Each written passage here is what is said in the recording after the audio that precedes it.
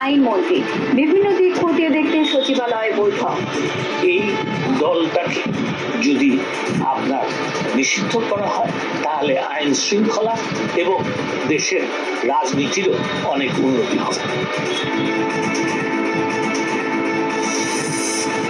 জামায়াত শিবির নিষিদ্ধের আইনি ক্ষমতা আছে সরকারের, আরো আগে এই বিষয়ে সিদ্ধান্ত নেয়ার দাবি ছিল অভিমত সিনিয়র আইনজীবী ও বিশিষ্টজনদের। নিষিদ্ধ করা সরকারের ইস্যু পরিবর্তনের অপকৌশল মন্তব্য ফখরুলের, রাষ্ট্রবিরোধী কর্মকাণ্ডের প্রমাণ আছে জানালেন কাদের।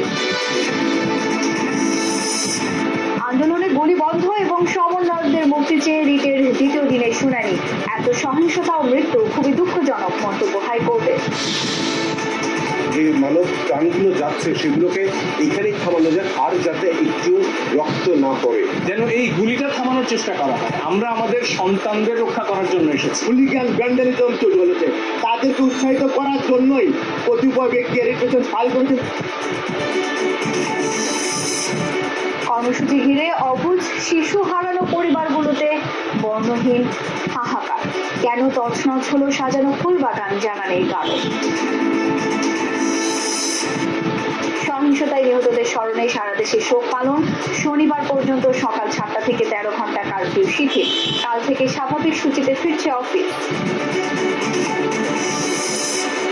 সাইবার হামলার ঝুঁকিতে দেশ, টার্গেট বিদ্যুৎ, টেলিকম, ব্যাংক সহ গুরুত্বপূর্ণ সাইট। ভিপিএন ব্যবহারে বাড়ছে হ্যাকিং এর সংখ্যা।